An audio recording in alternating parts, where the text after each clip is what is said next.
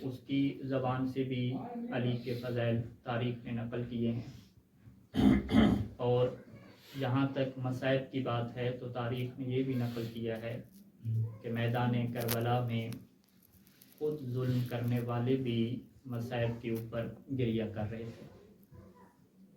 تو اہل بیت کی اور خاندان رسالت کی مصیبتیں ہوں یا فضیلتیں ہوں، یہ ایک ایسے کمالات ہیں، یا مصائب میں ان کی کامیابیاں ایک ایسے کمالات ہیں کہ جس کا اقرار مسلمانوں میں سے منافقین اور غیر مسلمین بھی کرتے ہوئے نظر آتے ہیں۔ لیکن ایک ایسی منزل ہے کہ جس منزل کے بارے میں قرآن مجید نے کہا کہ خاندان رسالت یا خود رسول خدا کے متعلق یہ ایک ایسی منزل ہے کہ اس منزل پہ آتا ہوا ہر انسان آپ کو دکھائی نہیں دے گا۔ اس منزل پہ آتا ہوا فقط وہی دکھائی دے گا کہ جو اللہ سے خاص تعلق رکھتا ہوگا، اور جس کے دل میں یہ خواہش ہوگی کہ مجھے اللہ کی رحمت حاصل ہو جائے اور مجھے وہ آخرت کا گھر حاصل ہو جائے کہ جو انسان کا دائمی ٹھکانہ ہے۔ یہ وہ منزل کون سی ہے؟ یہ وہ منزل ہے کہ جس منزل کو اسوہ کی منزل کہتے ہیں۔ یہ وہ منزل ہے کہ جس کے بارے میں قرآن مجید نے سورہ احزاب کی 21 نمبر آیت میں ارشاد فرمایا کہ وَلَقَدْ كَانَ لَكُمْ فِي رَسُولِ اللَّهِ أُسْوَةٌ حَسَنَةٌ، کہ تم سب کے لیے کا مطلب پیروی کرنا، کسی کی اتباع کرنا، یعنی رسول کی ذات تمہارے لیے قابل پیروی ہے، تمہیں عمل کی منزل کی طرف بڑھنا ہے، تمہیں اتباع کی منزل کی طرف بڑھنا ہے۔ اور یہ ایک ایسا نمونہ ہے کہ جو نمونہ حسنہ ہے، اور ایسا نمونہ ہے کہ جس کی تقلید کرنا، جس کے مطابق اپنے عمل کو ڈال لینا، یہ تم سب کے لیے ہے۔ لیکن قرآن کی آیت یہاں پہ ختم نہیں ہوئی، آگے لام تخصیص لگی کہ لمن کان یرجو اللہ والیوم الآخر۔ یہ جو منزل ہے، منزل اتباع، یہ جو منزل ہے کہ جس میں رسول کی سیرت کا اس طرح سے مطالعہ کیا جاتا ہے کہ پھر یہ دل میں خواہش پیدا ہوتی ہے کہ ہم بھی اس کے مطابق عمل کرنا شروع کریں۔ یہ منزل ایسی منزل ہے کہ جس میں منافق شریک نہیں ہے، جس میں غیر مسلم شریک نہیں ہے، جس میں مسلمانوں کے ہر طبقہ شریک نہیں ہے، بلکہ یہ منزل فقط انہی کے ساتھ خاص ہے کہ لمن کان یرجو اللہ والیوم الآخر، کہ جو اللہ کی امید لگائے بیٹھے ہیں، یعنی اللہ کی رحمت کی امید لگائے بیٹھے ہیں، اور والیوم الآخر، اور آخرت کی امید لگائے بیٹھے ہیں، یعنی جو اپنی اس زندگی کے ذریعے سے آخرت کی زندگی کی امید رکھتے ہیں، یہ وہ خوش نصیب لوگوں کا طبقہ ہے کہ جب یہ خاندان رسالت کے متعلق سوچتا ہے تو فضائل اور مصائب سے ہٹ کے اسوہ اور تأسی کے پہلو پہ خصوصی نگاہ کرتا ہے۔ اور یہ وہ خاص لوگ ہیں کہ جن کے متعلق قرآن نے یہ آیت نازل کی۔ اب رسول خدا کے متعلق یہ آیت ہے تو جو رسول خدا کی ذات کا حصہ ہے کہ جسے بدعت الرسول خود رسول خدا نے فرمایا ہے، تو یقیناً اس کی پیروی کرنا اور اس کی سیرت کے مطابق چلنا بھی ان لوگوں کے لیے یہ منزل مقصود ہوگی کہ جو اللہ اور یوم آخرت کی امید لگائے ہوئے ہیں۔ اور اس بات کو ہمارے وقت کے امام زمانہ عجل اللہ فرج شریف نے کے ظہور کے لیے ایک مرتبہ آواز بلند درود پڑھی۔ اللہم صل علی محمد و آل محمد۔ اس منزل اسوہ کو بیان فرمایا ہے ہمارے وقت کے امام نے۔ کتاب شیخ طوسی علیہ رحمہ کی ہے، کتاب الغیبہ، وہاں پہ ایک روایت نقل کی شیخ طوسی علیہ رحمہ نے اپنی سند کے ساتھ، کہ جس میں آخری امام یہ فرماتے ہوئے نظر آتے ہیں کہ وفی ابنت رسول اللہ، وفی ابنت رسول اللہ، لی اسوۃ حسنہ، کہ اللہ کے رسول کی بیٹی میں میرے لیے اسوہ حسنہ ہے۔ یعنی امام نے ہمیں بھی یہ درس دے دیا کہ جس طریقے سے ان لوگوں کو حکم دیا گیا کہ تم رسول کی زندگی کو اسوہ حسنہ کے طور پہ لو، اسی طریقے سے میں معصوم امام ہو کے تمہیں یہ پیغام دے رہا ہوں کہ فقط رسول کی ذات نہیں بلکہ رسول کی بیٹی بھی اسی منزل کے اوپر فائز ہے کہ مجھ معصوم امام کے لیے بھی وہ اسوہ حسنہ قرار پاتی ہیں۔ تو لہٰذا آج کی اس محفل میں ہم جناب سیدہ زہرا سلام اللہ علیہا کی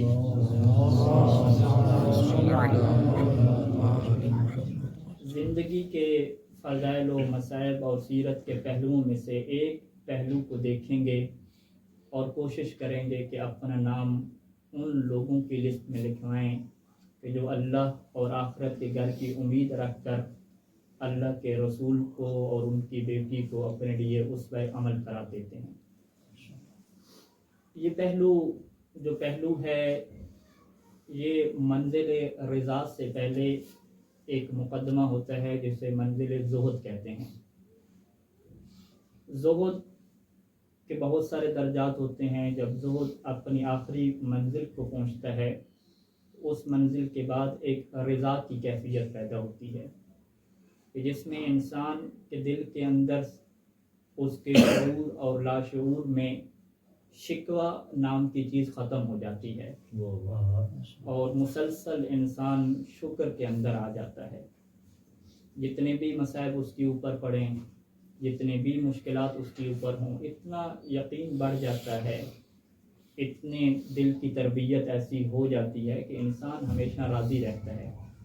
وہ زبان سے نہ بھی کہے کہ میں راضی ہوں، پھر بھی دل کے گوشے گوشے میں شکایت کا کوئی عنصر جنم نہیں لیتا، اور یہ کیفیت تب پیدا ہوتی ہے کہ اس کے مقدمات میں زہد جیسی فضیلت حاصل ہو۔ تو آج کی گفتگو میں ہم سیدہ کی زندگی سے زہد کے پہلو کو دیکھیں گے کہ زہد کیا ہے اور اس میں ہمارے لیے کیا اسوہ حسنہ ہے کہ جسے ہم نے اپنانا ہے۔ ایک مرتبہ درود کا سہارا دیجیے گا۔ اللہم صلی علی محمد اللہ تعالیٰ نے انسان کو جب خلق فرمایا تو بہت ساری فقر اس کے اندر رکھے۔ فقر یعنی انسان کو اندر کمال نہیں رکھے، نقص رکھے، اور انسان کو یہ ذمہ داری عطا کر دی کہ وہ ان نقائص کو خود پورا کرے گا، خود مکمل کرے گا، ان نقائص کو دور کرے گا۔ واضح قرآن مجید کی آیات ہیں کہ جب انسان کو اس کی ماں کے پیٹ سے نکالا گیا تو کچھ نہیں جانتا تھا، اب اس کی ذمہ داری لگ گئی کہ اس نے علم کی طرف سفر شروع کرنا۔ اسی طرح سے انسان کے پاس کچھ نہیں تھا، اس کو حاصل کرنے کے لیے انسان نے محنت کرنی۔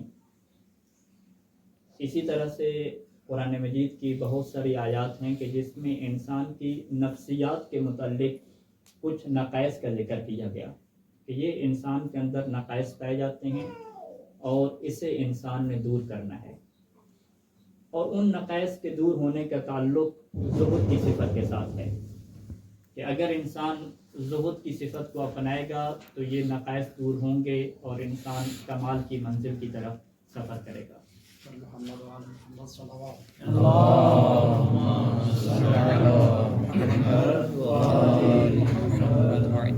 سورہ معارج قرآن مجید کا 70 نمبر سورہ ہے اور قرآن مجید کا 29 نمبر پارہ ہے۔ اس کی آیات ہیں 19 نمبر آیت سے لے کر 20 اور 21 تک انسان کے ایک نقائص کو بیان کیا گیا کہ ان الانسان خلق ہلوعا واذا مسہ الشر جزوعا واذا مسہ الخیر منوعا،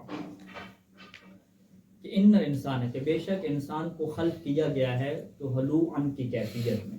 ہلو اس کیفیت کو کہتے ہیں کہ جو ایک بے صبری کی کیفیت ہوتی ہے، جس میں انسان بڑا بے صبر سا رہتا ہے، اور پھر قرآن نے اس کی تشریح بھی کی، اس کو مزید سمجھایا کہ اذا مسہ الشر جزوعا، کہ جب اس کو شر پہنچتا ہے، اور احادیث میں اہل بیت نے بیان فرمایا کہ شر سے مراد فقر و فاقہ ہے، کہ جب چھن جاتا ہے، مال نہیں ہوتا، کچھ نہیں ہوتا، تو جزوعا تو یہ انسان بے صبری کا مظاہرہ کرنے لگتا ہے، اب گریہ شکوہ کہ ہمارے پاس کچھ نہیں ہے، بالکل ختم ہوگی زندگی۔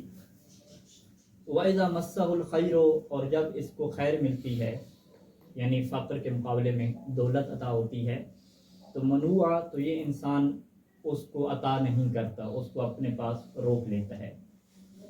یعنی بالکل جیسے آپ بچوں میں دیکھتے ہیں کہ ایک بچے کو آپ کھلونا لے کر دیتے ہیں تو وہ جزوعا اور منوعا کی کیفیت آپ واضح طور پہ دیکھتے ہیں کہ اگر اس سے کھلونا لے لیا جائے یا کھلونا لے کر اسے نہ دیا جائے تو چاہے شعر رسول ہو، مولا کا حرم ہو، تو بچے کا احتجاج پوری دنیا دیکھتی ہے کہ کس طرح سے وہ اپنے والدین کو مجبور کر دیتا ہے، بے صبری۔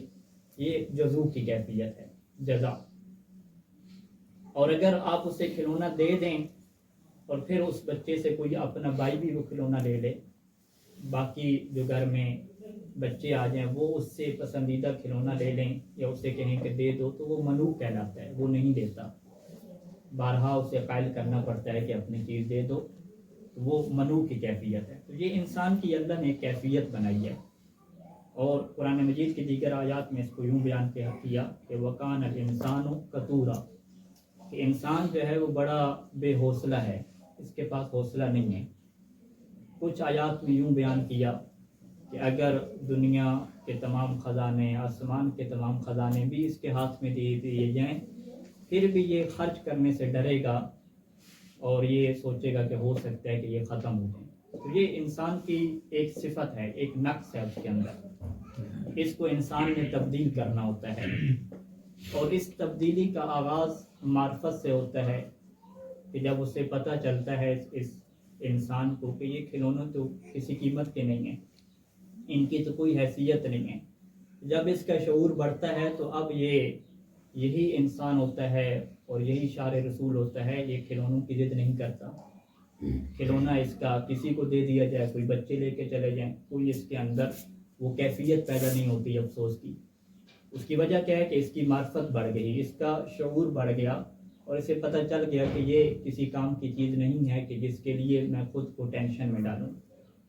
ٹینشن میں وہ ڈالے گا کہ جو بچہ ہوگا، جو بڑا ہو گیا، جس کی معرفت زیادہ ہوگی، وہ اس وجہ سے ٹینشن کی کیفیت میں نہیں آئے گا۔ اس کیفیت کو زہد کی کیفیت کہتے ہیں کہ اب اس کی کھلونوں سے رغبت ختم ہو گئی۔ جب اس کی کھلونوں سے رغبت ختم ہوئی تو اسے کہیں گے کہ اب یہ کھلونوں کی نسبت سے زاہد ہو گیا۔ اور اسی لفظ کو جو ہے وہ روایات میں بیان کیا گیا، اور روایات سے ہٹ کے خود علماء لغت نے بھی بیان کیا۔ لسان العرب ابن منظور کی کہ الزہد ضد الرغبت والحرص علی الدنیا، کہ زہد کیا ہے؟ رغبت کی ضد ہے، ایک چاہت ہوتی ہے، ایک دل میں حرص ہوتا ہے، جب وہ ختم ہو جائے تو اس کیفیت کو کیا کہتے ہیں؟ زہد کی کیفیت کہتے ہیں۔ اور یہ زہد کی کیفیت اہل بیت علیہ السلام کے ہاں اسی طرح سے ہے کہ دنیا کی تمام نعمتیں جتنی بھی انسان کو ملتی ہیں اس سے ان کے دل میں کوئی رغبت نہیں ہوتی۔ یعنی ہم بالکل اسی بچے کی مثال کو اپنے اندر چینج کر لیں کہ جو قرآن مجید نے بیان کیا کہ ان کی بیویاں ہوں، ان کے پاس مال ہو، ان کے پاس دولت ہو، فخر و مباحات ہو، ایک VIP پروٹوکول ہو، تو یہ چیزیں انسان کو زینت بخشی جاتی ہیں۔ انسان کہتا ہے کہ یہ تو بڑی کمال کی چیزیں ہیں، اس سے انسان کی رغبت پیدا ہوتی ہے۔ لیکن جب اس انسان کی معرفت مکمل ہوتی ہے یا وہ اہل بیت کے ذریعے سے اسی دنیا کی بے ثباتی کی معرفت حاصل کر لیتا ہے، تو جس طرح سے ایک بچے کے اندر کھلونوں سے رغبت ختم ہو جاتی ہے، ایسے ہی اس انسان سے دنیا کی تمام نعمتوں کی رغبت ختم ہو جاتی ہے۔ اب وہ کمائے گا صحیح، مولا امیر المؤمنین علیہ السلام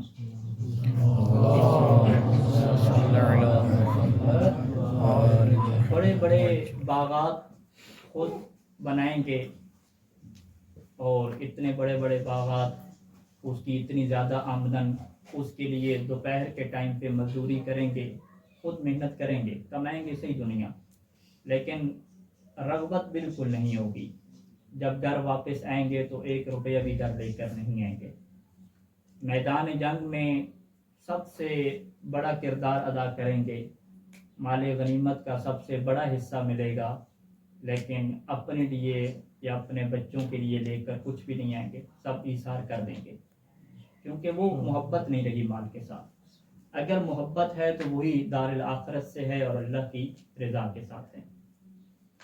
اس کیفیت کو زہد کی کیفیت کہتے ہیں، اور اس کے متعلق امیر المومنین علیہ السلام کے اور اللہ کے رسول کی یہ احادیث ہیں کہ الزہد اصل الدین، کہ دین کے جو اصل آغاز ہے وہ ہوتا ہی زہد سے شروع ہے۔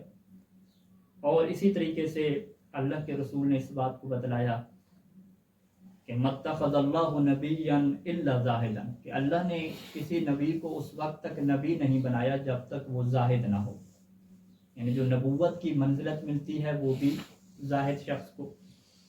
اور اسی طریقے سے اللہ کے رسول سے یہ حدیث بھی ہے کہ زہد خود ایک عبادت ہے، اور الفاظ یوں نقل ہوئے کہ ما عبد اللہ بشیء افضل من الزہد فی الدنیا، کہ دنیا میں زہد سے بڑھ کر کوئی ایسی چیز نہیں ہے کہ جس کے ذریعے سے اللہ کی عبادت کی جائے۔ یعنی ہے تو یہ ایک انسان کی کیفیت، بے رغبتی کی کیفیت، لیکن یہ کیفیت عبادت شمار ہوتی ہے۔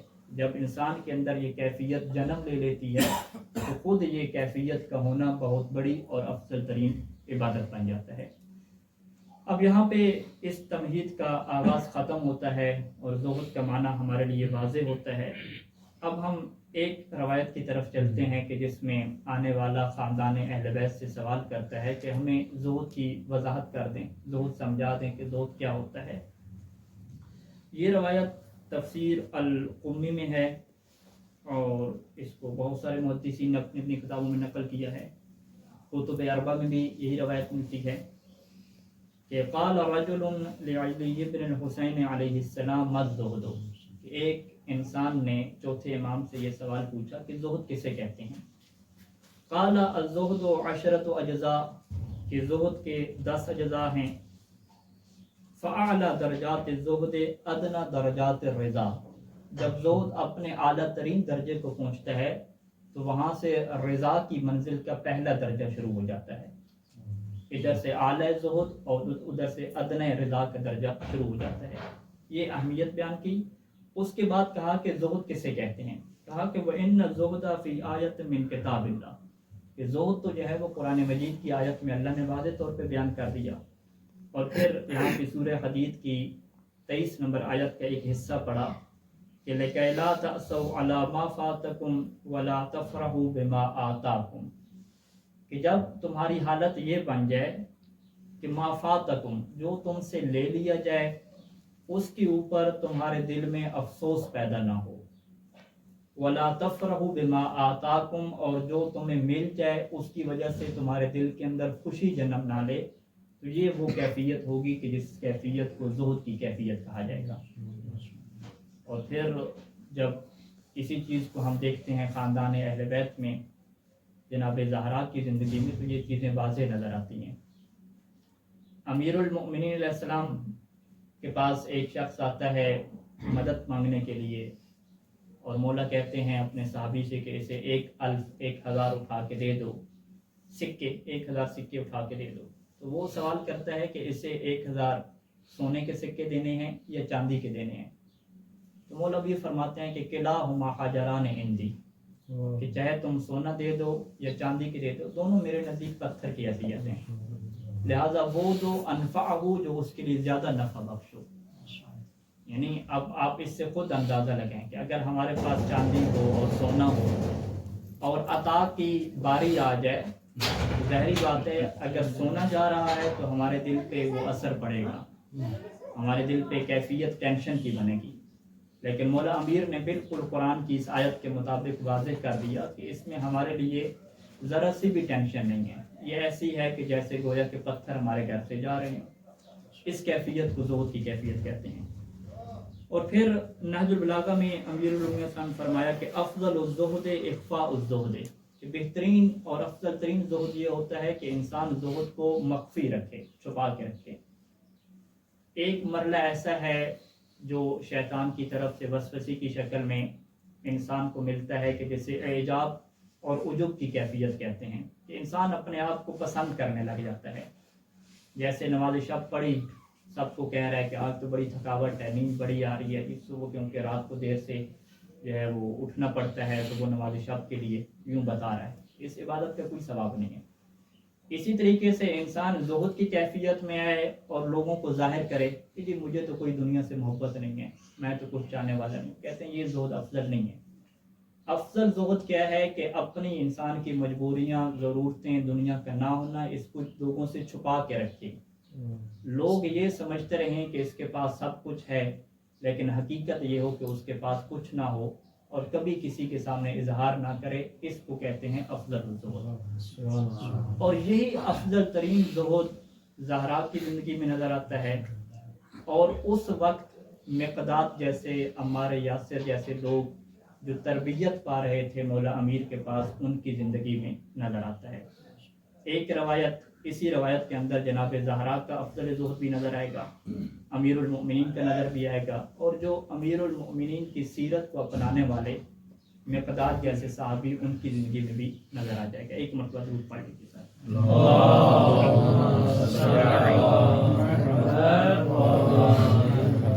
تفسیر فرات کوفی ہے، اور اس روایت کو نقل کرنے والے ہمارے بہت سارے محدثین ہیں، اور یہ روایت بنیادی طور پہ ابو سعید الخدری سے یہ روایت ہے۔ وہ یہ کہتے ہیں کہ اصبح علی بن ابی طالب ذات یوم قال یا فاطمہ عندک شیء، کہ ایک دن ایسا آیا کہ امیر المؤمنین نے فاطمہ سے یہ سوال کیا کہ کیا کچھ ہے کھانے کے لیے جو تم ہمیں پیش کرو؟ تو جناب زہرا نے قسم کھا کے وہاں پہ کہا کہ والذی اکرم ابی بالنبوہ واکرمک بالوصیہ، اس ذات کی قسم کہ جس نے میرے بابا کو نبی بنایا اور آپ کو وصی بنا کے عزت بخشی، 2 دن سے ہمارے پاس کچھ نہیں ہے۔ وما کان شیء اطعمناه مذ یومین الا شیء قمت اوثرک بہ علی نفسی، 2 دن میں جتنا تھا میں کیا کرتی تھی کہ اپنا حصہ میں آپ کو دے رہی تھی، فقط اپنا حصہ نہیں بلکہ اوثرک بہ علی نفسی وعلی ابنی ہذین الحسن والحسین، کہ جو روٹی بچی تھی، جو اناج تھا، میرے جو حصے کا تھا وہ بھی میں نے آپ کو عطا کر دیا، جو حسن اور حسین کے حصے کا تھا وہ بھی آپ کو عطا کر دیا۔ تو 2 دن تو یوں کٹ گئے، اور آج تیسرا دن ہے، آج زہرا کے پاس کچھ بھی نہیں ہے۔ یعنی آپ یہ اندازہ لگائیں کہ پہلے دن سے زہرا نے مولا علی کی خدمت میں یہ شکوہ نہیں کیا، یہ نہیں کہا کہ کھانے کو کچھ نہیں ہے، نہیں، بلکہ اپنا حصہ اٹھا کے دے دیا۔ جب دوسرا دن آیا تو پھر بھی علی کی خدمت میں یہ نہیں کہا کہ آج کھانے کو کچھ نہیں ہے، بلکہ حسن و حسین کا حصہ اٹھا کے دے دیا۔ جب تیسرا دن آیا تو پھر یہ راز کھلا کہ اب تو جو ہے وہ کچھ بھی نہیں ہے اور ختم ہو چکا۔ اب یہاں پہ امیر المومنین کے جملے ہیں، یا فاطمہ الا کنت اعلمتنی فابتاعکم او فابغیکم شیئا، کہ کیا آپ مجھے بتا نہیں سکتی تاکہ میں کچھ چیز لے آؤں کھانے کے لیے، پہلے بتا دیتی۔ فقالت یا ابا الحسن انی لاستحیی من الہی ان تکلف نفسک ما لا تقدر علیہ، اے ابو الحسن، اے حسن کے بابا، مجھے اپنے اللہ سے شرم آتی ہے کہ آپ کو میں ایک ایسی چیز کی تکلیف دوں کہ جو آپ پورا نہ کر سکیں۔ کائنات کے امیر ہیں، مشکل کشا امیر ہیں، اس کے باوجود زہرا کہتی ہیں کہ میں آپ کو سوال کر کے اللہ سے شرم محسوس کرتی ہوں کہ کہیں آپ پورا نہ کر سکیں۔ تو اب حالات یوں بنے کہ امیر المومنین علیہ السلام کے پاس بھی کچھ نہیں ہے، دوپہر کا ٹائم ہے۔ فخرج علی بن ابی طالب عند فاطمہ، اب علی علیہ السلام جو ہے وہ باہر نکلے، واثقاً باللہ بحسن ظن، اللہ پہ جو ہے حسن ظن رکھتے ہوئے۔ اب دوپہر کو کون مزدوری دے، کچھ حالات بھی اس طرح کے نہیں ہیں۔ فاستقرض دینارا، جا کے 1 دینار قرضے پہ جو ہے وہ لے لیا۔ اب وہ دینار علی کے ہاتھ میں ہے اور علی چاہ رہے ہیں کہ اپنے اہل و عیال کے لیے کھانے کی کچھ چیزیں خریدیں اور گھر چلے جائیں۔ فتعرض له المقداد بن اسود فی یوم شدید الحر، تو ہوا کیا کہ مقداد بن اسود الکندی مولا علی کو مل گئے، اور فی یوم شدید الحر، روایت کہتی ہے کہ بڑی سخت گرمی تھی۔ قد لوحته الشمس من فوقه وآذته من تحته، کہ سورج کی گرمی اوپر سے بھی تپا رہی تھی اور زمین اتنی گرم تھی کہ نیچے سے بھی تپش آ رہی تھی۔ فلما رآہ علی بن ابی طالب، جب مولا علی نے دیکھا کہ یہ مقداد اس گرمی کے عالم میں کہ جب گھر سے کوئی باہر نہیں نکل رہا، یہ گھر سے باہر جا رہا ہے، اب روایت کہتی ہے انکر شأنہ، مقداد نے مولا امیر سے سائڈ سے گزرنے کی کوشش کی تاکہ مجھے مولا کے سوال کا جواب نہ دینا پڑے۔ فقال یا مقداد ما ازعجک هذه الساعة من رحلک، اے مقداد تمہیں کس چیز نے بے چین کر دیا، کس چیز نے پریشانی میں ڈالا کہ اس ٹائم پہ تم گھر سے باہر نکل کھڑے ہوئے ہو۔ اب مقداد کے جملے سنیے گا۔ قال یا ابا الحسن خل سبیلی ولا تسألنی عما ورائی، کہ اے ابو الحسن میرے راستے کو چھوڑ دیجئے اور میرے متعلق آپ سوال نہ کیجیے۔ یہ وہ منزل ہے جسے ہم کہتے ہیں زہد کی افضل ترین منزل، کہ سوال کرنے والا کائنات کا امام ہے، اور مقداد جیسا زاہد صحابی ہے جو مولا امیر سے کچھ مانگنے کو تیار نہیں ہے، بلکہ بتانے کو بھی تیار نہیں ہے کہ میں مولا کو بتاؤں کہ میرے کیا حالات ہیں۔ اب یہاں پہ مولا کا انداز بدلا اور پیار کا لہجہ اپنایا۔ فقال یا اخی، اے میرے بھائی، انہو لا یسعنی ان تجاوزنی حتی اعلم علمک، کہ تمہارے لیے یہ ممکن نہیں ہے کہ تم چلے جاؤ اور اپنے متعلق مجھے نہ بتاؤ۔ فقال یا ابا الحسن، اب اس نے دوبارہ جو ہے واسطہ دیا، اے ابو الحسن رغبۃ اللہ، یعنی اللہ کا واسطہ اور آپ کا واسطہ، ان تخلی سبیلی ولا تکشفنی عن حالی، کہ میرے متعلق سوال نہ کریں اور میرا راستہ بھی وہ چھوڑ کے چلے جائیں۔ اب یہاں پہ مولا نے کہا کہ یا اخی لا یسعک ان تکتمنی، تمہارے لیے جائز نہیں ہے کہ مجھ سے کچھ چھپاؤ۔ جب امام کا حکم آ گیا تو پھر جو ہے وہ بولا ہے کہ یا ابا الحسن فوالذی اکرم محمدا بالنبوۃ واکرمک بالوصیہ ما ازعجنی من رحلی الا الجوع، کہ ابھی یہ جو حالت بنی ہے بے چینی کی، یہ اس وجہ سے ہے کہ قد ترکت عیالی یتصارخون جوعا، کہ میرے اہل و عیال بھوکے ہیں اور میں نے ان کو بھوک کی حالت میں کیوں چھوڑا ہے۔ فلما سمعت بکاء العیال، جب میں نے بچوں کی رونے کی آواز سنی کہ وہ رو رہے ہیں بھوک کی وجہ سے، تو لم تحملنی الارض، اب زمین کے اوپر میرے لیے رہنا ممکن نہیں تھا۔ فخرجت مہموما، اب میں پریشانی کی حالت میں باہر نکلا کہ جاؤں اور کچھ انتظام کر کے لاؤں۔ یعنی یہ مقداد کے گھر کی حالت ہے کہ جو اپنے زہد کو چھپائے ہوئے ہے اور وقت کے امام سے بھی کچھ نہیں مانگ رہا۔ یہ وہ لوگ ہیں کہ جو اپنے وقت سے امام سے زہد کی تربیت لیتے ہیں، جو اپنے وقت کے امام سے علم کی تربیت لیتے ہیں، جو اپنے وقت کے امام سے یہ تربیت لیتے ہیں کہ اللہ کی رضا کو کیسے حاصل کرنا ہے۔ یہ اپنے وقت کے امام سے پیسہ، دولت، شہرت یہ نہیں مانگا کرتے، بلکہ امام اگر پوچھ بھی لیں تو وہ بتایا بھی نہیں کرتے۔ تو یقیناً امام کی اعلیٰ تربیت کی مسابق ہیں۔ اب یہاں پہ امیر المؤمنین نے جب مقداد کی یہ حالت سنی تو روایت کے یہ الفاظ ہیں کہ فَنَحَمَلَتْ عَيْنَا عَلِيٍّ بِالْبُكَاءِ، کہ علی کی آنکھیں رونے کی وجہ سے آنسوں سے اتنی بھر گئیں کہ بلت دمعتہ لحیتہ، کہ آنسوں نے داڑھی کو تر کر دیا۔ اور پھر امیر المؤمنین نے فرمایا کہ میری بھی یہی حالت ہے جیسی تمہاری حالت ہے، لیکن یہ 1 دینار جو میں نے اپنے لیے لیا ہے یہ تم لے جاؤ، قد آثرتک علی نفسی، میں تمہیں اپنے اوپر ترجیح دیتا ہوں۔ یہ وہ ایثار کا مرحلہ ہے۔ اور یہاں پہ دینار اسے دے دیا اور خود مسجد میں چلے گئے، اور یہ مسجد میں جا کے ایک ایسی کیفیت اہل بیت کو حاصل ہوتی ہے کہ دنیا کی ساری پریشانیاں ختم ہو جاتی ہیں۔ اور یہ ایک کیفیت اللہ کے رسول کے اندر بھی تھی کہ وہ بھی فرمایا کرتے تھے کہ یہ جو نماز ہے قرۃ عینی، یہ میری آنکھوں کی ٹھنڈک ہے۔ جب بیٹھے ہوتے تھے، جنگ سے واپس آتے تھے، مشکل میں ہوتے تھے، بلال کو یہ کہتے تھے ارحنا یا بلال، اے بلال جاؤ ہماری راحت کا سامان پیدا کرو۔ اب اللہ کے رسول کا دل تنگ ہو گیا ہے، اب اللہ کا رسول چاہتا ہے کہ خالق سے گفتگو کرے۔ بالکل یہی سیرت نفس رسول میں نظر آئی کہ مشکلات اتنی، پریشانی اتنی، لیکن سکون پانے کے لیے اللہ کا رسول کا وسیع مسجد میں چلا گیا اور نماز ظہر ادا کی، نماز عصر ادا کی اور نماز مغرب بھی وہیں پر پڑھی۔ اب وہ پھر روایت کے اگلے جملے ہیں کہ اللہ کے رسول آئے اور انہوں نے کہا کہ ہم آپ کے گھر آنا چاہتے ہیں دعوت پہ۔ تو جب کہا کہ اللہ کے رسول آنا چاہتے ہیں تو اب وہاں پر بھی ابو الحسن اپنے زہد کو چھپاتے ہوئے نظر آتے ہیں اور بالکل خاموش ہو گئے، کچھ جواب نہ دیا۔ فلما نظر رسول اللہ صلی اللہ علیہ وآلہ وسلم الى سکوتی فقال یا ابا الحسن ما لك لا تقولوا، کہ تمہیں کیا ہو گیا، کوئی جواب نہیں دے رہے، کچھ تو کہو۔ لا تقولوا لا فانصرف، نہ ہی تم لا کہہ رہے ہو کہ میں چلا جاؤں، او تقول نعم، نہ ہی ہاں کہہ رہے ہو کہ فامضی معک، تاکہ میں تمہارے ساتھ گھر تشریف لے جاؤں۔ قال حیاء وتکرما فاذهب بنا، اب یہاں پر ہی مولا نے اپنی حالت کا نہیں بتایا، بلکہ حیا کی وجہ سے، شرم کی وجہ سے، عزت کی وجہ سے یہ کہہ دیا کہ آپ آ جائیں ہمارے گھر تشریف لے آئیں۔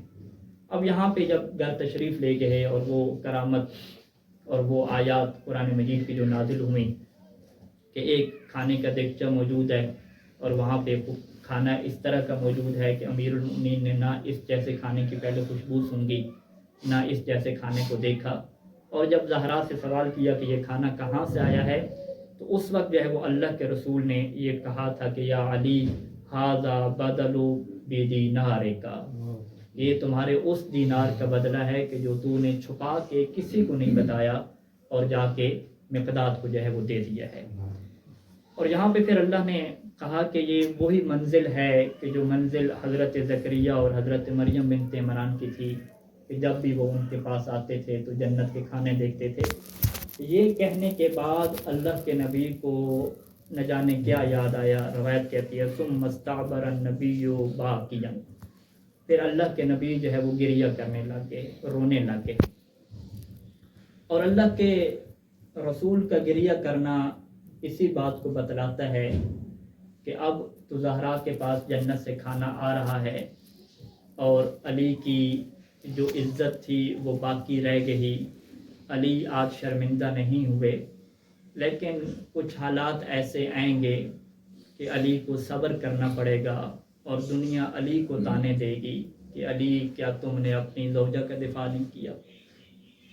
یہ حالات آئیں گے اور ان حالات کا اگر آپ اندازہ لگائیں تو یہ اندازہ آپ کیسے لگا سکتے ہیں کہ اہل بیت پہ کتنے مشکل حالات پیش آئے۔ ایک روایت میں پڑھتا ہوں، اس سے آپ اندازہ لگا لیں گے۔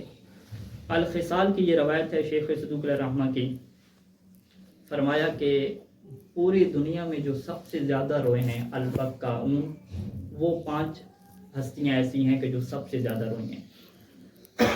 آدم سب سے پہلی ہستی حضرت آدم ہیں، فبکا علی الجنت حتی صارت فی خدیہ امثال الاودیہ، جنت کے فراق میں اتنا روئے کہ رخسار زخمی ہو گئے۔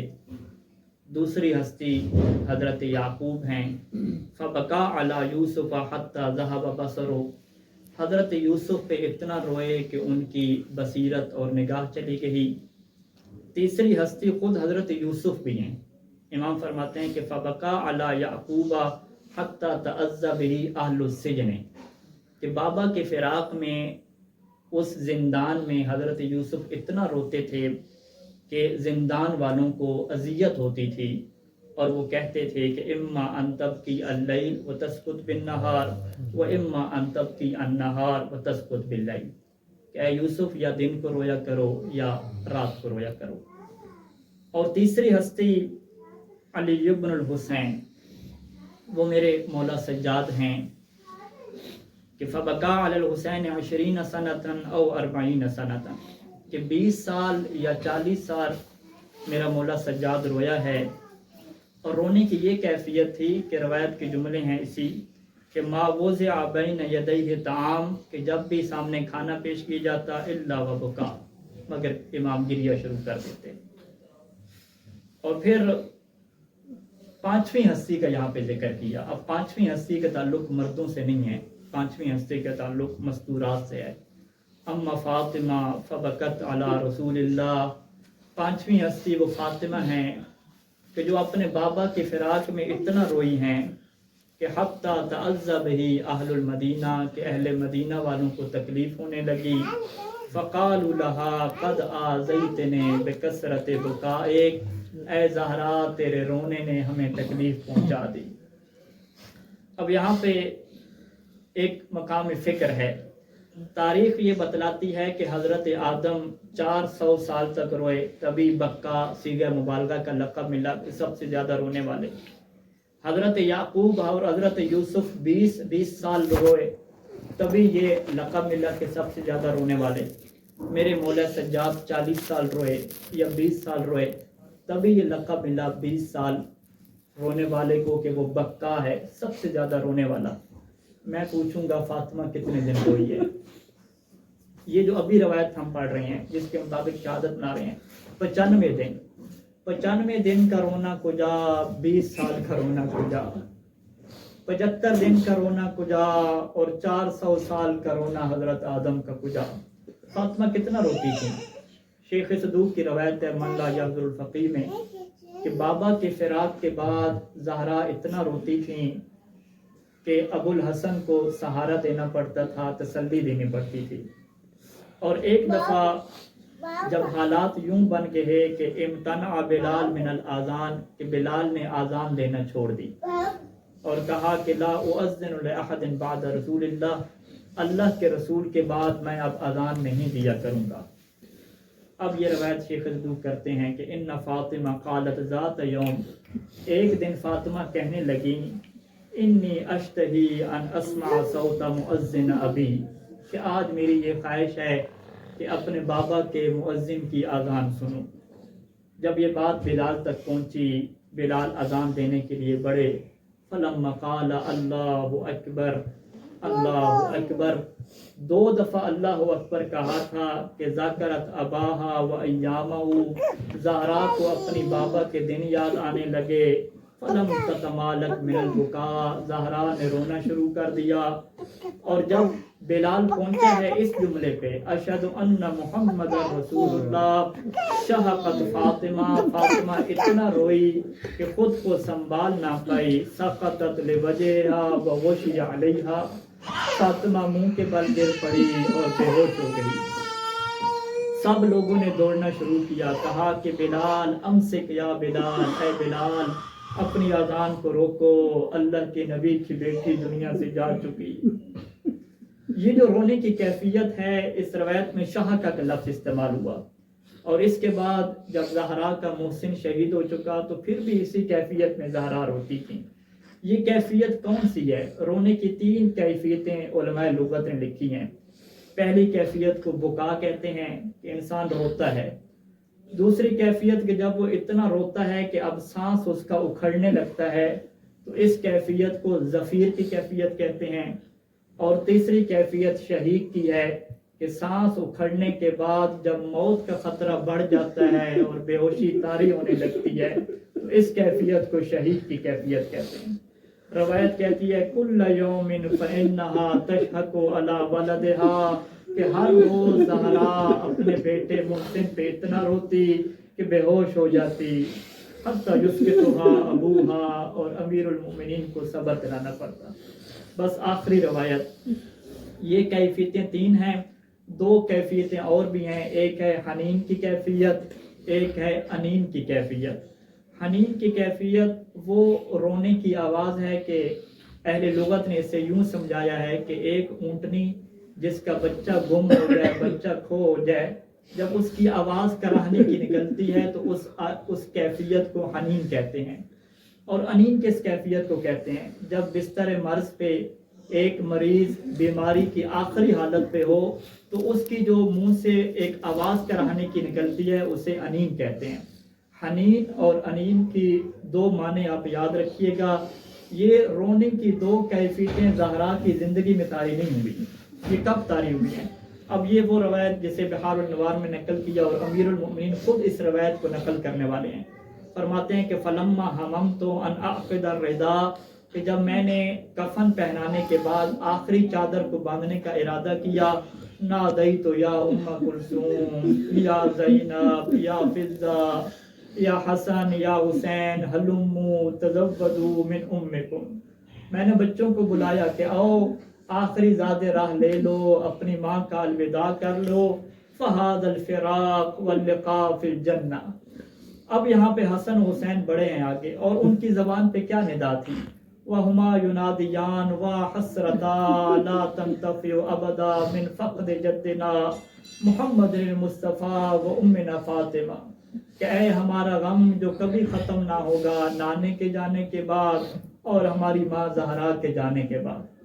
اب اگلے جملے پہ توجہ کیجیے گا. حسن حسین نے اپنی ماں کے جنازے پہ کھڑے ہو کر اپنی ماں کو کن الفاظ میں پکارا ہے؟ وہ کون سا درد بھرا جملہ کہا ہے؟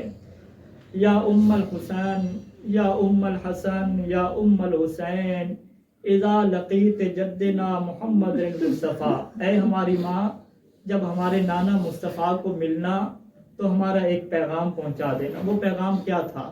فقریہ من السلام، ہماری طرف سے سلام کہنا. وقول لہو، اور ہمارے نانا کو جا کے بتانا، انا قد بقینا بعدک یتیمین فی دار الدنیا، کہ اے نانا تیرے جانے کے بعد ہم اس دنیا میں یتیم رہ گئے. جب یہ صدا سننی تھی، اب میرے مولا امیر فرماتے ہیں انی اشہد اللہ، میں اللہ کو گواہ بنا کے کہتا ہوں. اب وہ حنین اور انین کی کیفیت یاد رکھیے گا کہ زہرا کی لاشی کی کیا کیفیت بنی. انہا قد حنت وانت ومدت یدیہا وضمتہما الی صدرہا ملبیا، کہ زہرا کی کیفیت حنین اور انین کی بنی. اپنے دونوں ہاتھ پھیلا کے شہزادوں کو اپنے سینے سے لگا دیا. ادھر آسمان سے آواز بلند ہوئی، اے ابوالحسن بچوں کو ماں کے جنازے سے جدا کرو. آسمان کے ملائکہ نے گریہ شروع کر دیا. میں کہوں گا اے زہرا، آج حسین کے یتیم ہونے کی صدا برداشت نہ ہو سکی، اور مرنے کے بعد شہید ہونے کے بعد بھی آپ نے حسین کو گلے سے لگا دیا. کاش عصر عاشور آپ ہوتی اور زینب کو دیکھتی. یہی شمر تھا جو گلا کو کاٹ رہا تھا. زینب نے دائیں دے رہی تھی، اما فیکم مسلم، اور کوئی نہیں رہ گیا تم میں کوئی مسلمان. الا لعنۃ اللہ ظالمین وسیعلم الذین ظالمون ایہم القالدین انقلبون.